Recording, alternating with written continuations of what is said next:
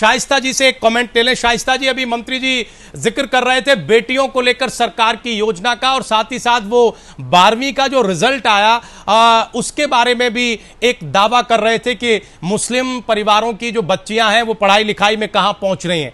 आप खुद महिला हैं, मुस्लिम महिला पर्सनल लॉ बोर्ड से जुड़ी हुई हैं, क्या टॉपर आई है? बस ठीक है सर, ठीक है, हाँ टॉपर आई है सर, बहुत सारे टॉपर आए हैं। शाइस्ता जी, क्या मुस्लिम महिलाओं या मुस्लिम लड़कियों के लिए इस 4 साल की सरकार में या सपा सरकार के इन 4-4.5 साल के कार्यकाल में कोई स्थिति बदली है क्या?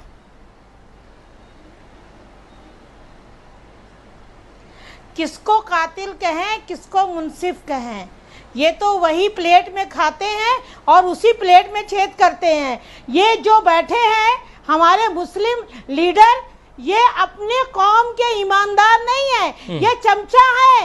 ये पीछे से जो लोग, शाइस्ता जी गुजारिश ये है कि प्लीज गरिमापूर्ण शब्दों का इस्तेमाल पहले तो शाइस्ता जी, महबूब जी हम उनसे अपील कर रहे हैं, महबूब जी हम उनसे अपील कर रहे हैं, प्लीज हम उनसे अपील कर रहे हैं। शाइस्ता जी प्लीज शब्दों के चयन में, महबूब जी, शाइस्ता जी प्लीज शब्दों के चयन में सावधानी बरतें, इस तरह का शब्द इस्तेमाल न हो। मिल नहीं रहा कुछ से, ऐसी बात भाई कर लेंगे टेलीफोन पे। बोलिए शाइस्ता जी, बोलिए। ये होंगे चमची किसी की, चमची ये खुद है किसी की। नहीं, देखिए डिबेट पे गरिमापूर्ण शब्दों का इस्तेमाल करें प्लीज, सतही शब्दों का इस्तेमाल कतई न करें शाइस्ता जी। हाँ, अब आप अपनी बात रखें। नीयत साफ नहीं है, और लड़कियों की बता रहे हैं कि लड़कियां टॉपर हैं। आज आप मुस्लिम परिवार में लोग मेहनत और मजदूरी करके अपने बच्चों को पढ़ा रहे हैं, ये लड़कियों की खुद की मेहनत है। इसमें सरकार को क्रेडिट नहीं जाना चाहिए, और न सरकार बहुत ज्यादा खुश हो कि ये हमारी वजह से लड़कियां टॉपर हो रही हैं। माँ बाप मेहनत करते हैं और शिक्षा के प्रति संजीदा हो गए हैं, और किसी भी तरीके से हम कहते हैं कि आप अभी फैसलाबाद हमारी बेटी उसका कल मुस्लिम बच्चों को 30,000 रुपए दिए हमने। इस तरह से हमारी बेटी उसका कल उस योजना में 30,000 रुपए मुस्लिम बच्चों को पढ़ने के लिए दिए। मेरे पास मेरे सिर्फ मुस्लिम बच्चों को 30,000 रुपए। आप जब बोल रहे थे हम नहीं बोल रहे थे, इसलिए आप जब बोल रहे थे हम नहीं बोल रहे थे। उन्हें बोलने दीजिए, पूरा मौका आपको मिलेगा सर। आज ये महा एपिसोड है, इसमें समय की कोई बंदिश नहीं है। ऐसा है, आप शाइस्ता जी को पूरा करने दीजिए, फिर जवाब दीजिएगा। नहीं महबूब अली साहब फिर जवाब दीजिएगा। मेरा भी इतिहास उठाइए, ठीक है, मैं दिल्ली में 2 बार MLA रहा हूँ। ठीक है सर, हमने बताया कि आप 4 बार MLA रहे हैं, अभी भी आप MLA हैं, कैबिनेट मिनिस्टर हैं। ठीक है सर, बात तो सुनिए, जनता ही MLA बनाती है, उस जनता की बात तो सुनिए। ठीक है महबूब जी प्लीज बात सुन लीजिए, फिर जवाब दीजिएगा। आप पूरी बात, सारे MLA ऐसे ही हैं। ठीक है, वक्त साहब सुन लीजिए, सर सुन लीजिए। हम चाहते हैं कि कम से कम यहाँ तो गंभीरता से बात हो मुसलमानों के मुद्दों को लेकर। शाइस्ता जी पूरा करिए, मुस्लिम जनता से कोई उनका वक्त साहब सुन लीजिए प्लीज। हाँ शाइस्ता जी पूरा करिए संक्षेप में, फिर मंत्री जी जवाब देंगे। किसी तरह से कानूनी हक हम पूरी तरह से अगर देखा जाए तो सिर्फ बयानबाजी होती है, जमीन पर कोई भी हकीकत नहीं है। कानूनी तौर पर ना टिकट में ना असेंबली में मिला है, ना राज्यसभा में मिला है, तो जितने मुसलमान हैं इनके खिलाफ वोट करेंगे, किसी अच्छे आदमी को लेके आएंगे जो मुसलमानों के लिए काम करना चाहेगा ईमानदारी से। ओहो, ऐसे देखिए सब बोलेंगे तो फिर डिबेट में बात नहीं हो सकती और आप जिम्मेदारी तय नहीं कर सकते। ठीक है शाइस्ता जी, आपने एक बात रखी, एक बात सबको बोलने दीजिए। ठीक है शाइस्ता जी 20 सेकंड में प्लीज अपनी बात पूरी करें। मंत्री जी से क्या पूछ रहे हैं? मंत्री जी के पास कोई जवाब नहीं। नहीं, वो जवाब देंगे, वो जिम्मेदार व्यक्ति है, जवाब देंगे, सवाल उनके सामने जाएंगे। शाइस्ता जी 20 सेकंड में प्लीज अपनी बात पूरी करें। बख्शा प्लीज आप कुछ न बोले। शाइस्ता जी 20 सेकंड में। चाहती हूँ कि मैं कहना चाहती हूँ कि राज्यसभा में जब मुसलमानों को या मुस्लिम महिलाओं को हिस्सा नहीं मिला, ऐसा नहीं है। सारी की सारी अब तक हमारे उलमाए किराम ज्यादातर जब भी कोई मामला आता है आप मुलायम सिंह साहब के पास जाते हैं, लेकिन मुलायम सिंह साहब ने सिर्फ आश्वासन दिया, देवबंद चले गए, वहां आश्वासन दिया।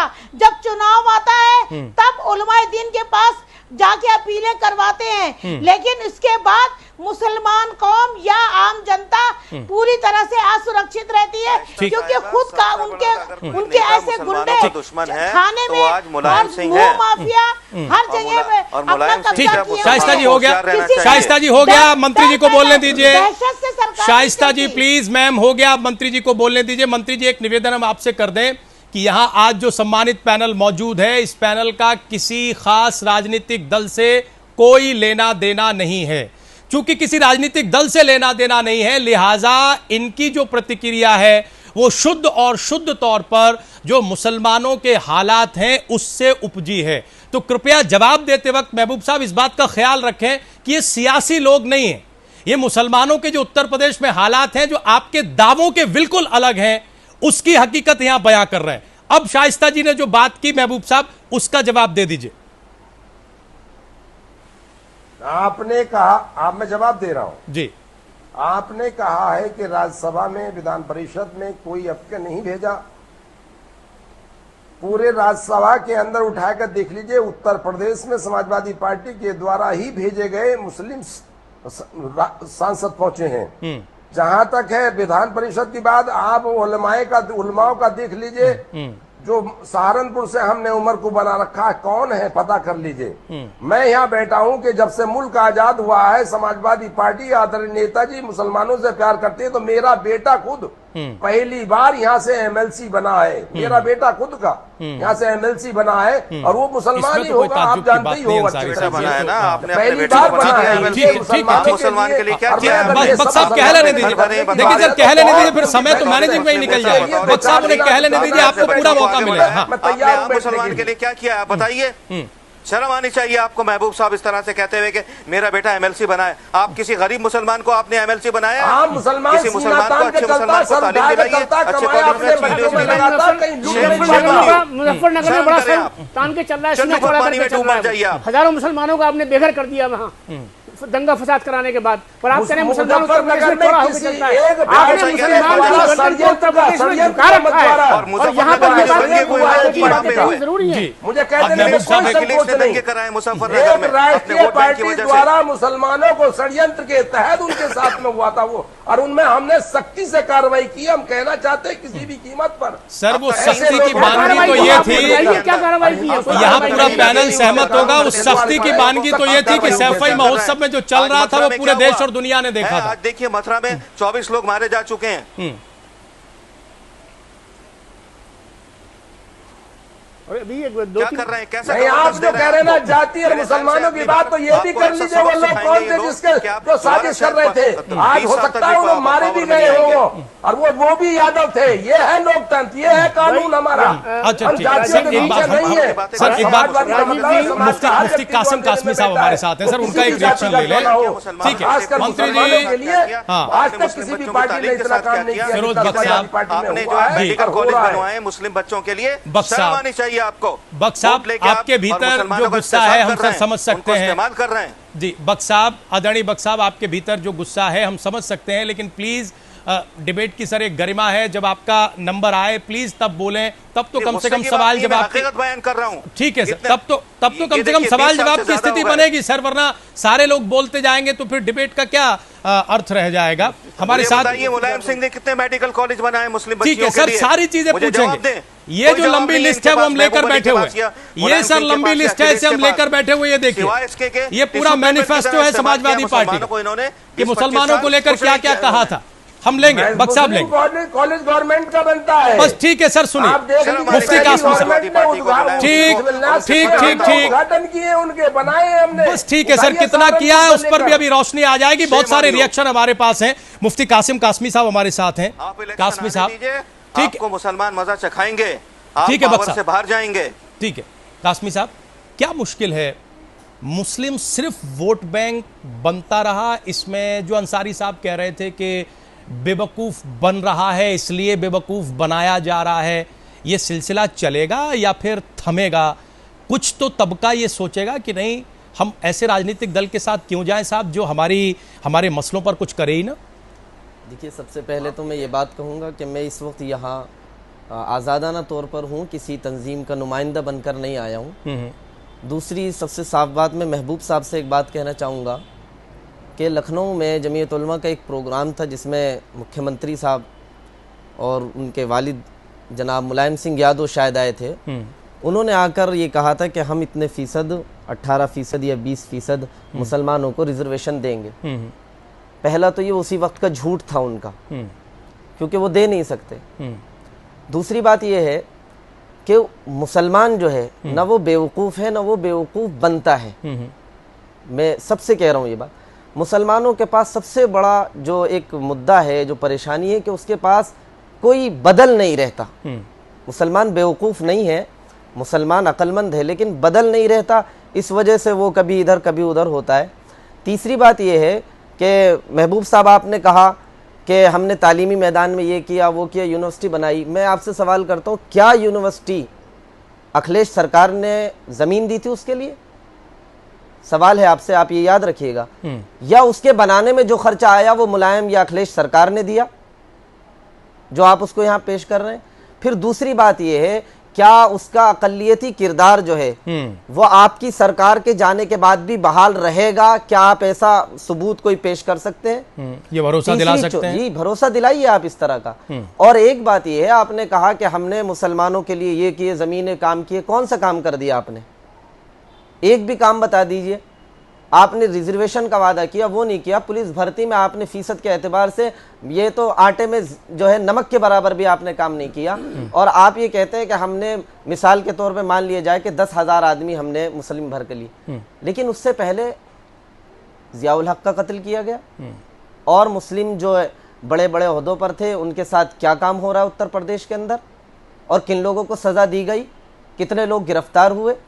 और मैं आपके जहन से एक बात ये निकाल दूं, आप हमारे बड़े हैं, कभी ये मत कहिएगा कि हमने 30,000 या 40,000 दिए। मुसलमान भिखारी नहीं है, हक है मुसलमान का, और 30,000 का नहीं है। उत्तर प्रदेश के अंदर हर मुसलमान का 30 लाख का हक है। समाजवादी पार्टी ने क्या दिया उनको सिवाय मुजफ्फरनगर के अलावा? फसाद के अलावा क्या दिया समाजवादी पार्टी ने? और जो तालीमी मैदान में मुसलमान आगे बढ़ रहा है, तरक्की कर रहा है, या नगमा या कोई लड़की या लड़का आगे बढ़कर आ रहा है, उसमें समाजवादी पार्टी ने कौन से तीर मार दिए? वो अपनी मेहनत से बने हैं। मुसलमानों को आपकी या किसी भी पार्टी की भीख की जरूरत नहीं है। मुसलमानों को चाहिए अपना हक, आज़ादी। इस देश के अंदर मुसलमान एक मजबूत कड़ी रहा है, उसके बगैर मुल्क का तस्वुर नहीं हो सकता। लेकिन हम ये देख रहे हैं कि जिस मुसलमान ने इस समाजवादी पार्टी को न सिर्फ ये कि भरोसा किया, बल्कि उत्तर प्रदेश के अंदर इतनी मजबूती के साथ लाकर खड़ा किया, आज तक समाजवादी पार्टी ने उसके साथ इंसाफ नहीं किया सिवाय धोखे के। एक और बात, आप ये कहते हैं कि हमने 11 मिनिस्टर भेज दिए, 15 मिनिस्टर भेज दिए। आप एक मिनिस्टर भी मुसलमान मत भेजिए, एक भी नहीं चाहिए हमें, कोई जरूरत। आप मुसलमानों के लिए काम बताइए। हमने ये कि मिनिस्टर जाके करते क्या है? जो मिनिस्टर बन गया बस वो तो बाहर भी नहीं निकलता, मुसलमानों से मिलना भी पसंद नहीं करता। कभी आपने इसकी तरफ तवज्जो दी?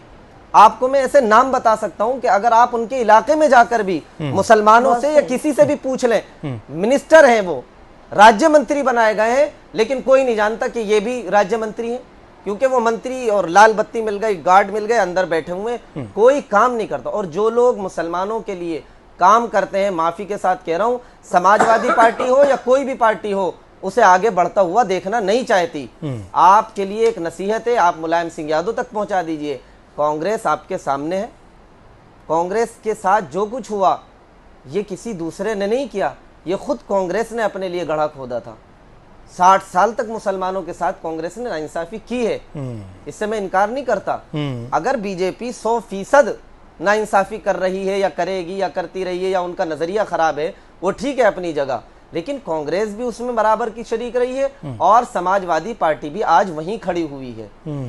जमीयत उलमा का जहां तक सवाल है, मैं अपनी तरफ से वो बात कर दूं, जमीयत उलमा ने कभी किसी पार्टी की ना मुखालफत की है ना हिमायत की है। अगर आपके जहन में कोई गलती हो तो इसे निकाल दीजिएगा। जमीयत उलमा हिंद नजरियात से इख्तिलाफ करती है और नजरियात की हिमायत करती है और करती रहेगी। ठीक, अगर आप सेकुलर निज़ाम के साथ खड़े हैं, लोगों का उनका हक दे रहे हैं, तो आपके साथ है। अगर आप नहीं देते तो आपके साथ या कोई भी पार्टी हो, जमीयत उलमा नहीं है, कोई आलिम नहीं है। उत्तर प्रदेश की सूरत हाल आपके सामने मौजूद है। कासमी साहब जवाब लेते हैं। मंत्री जी जवाब।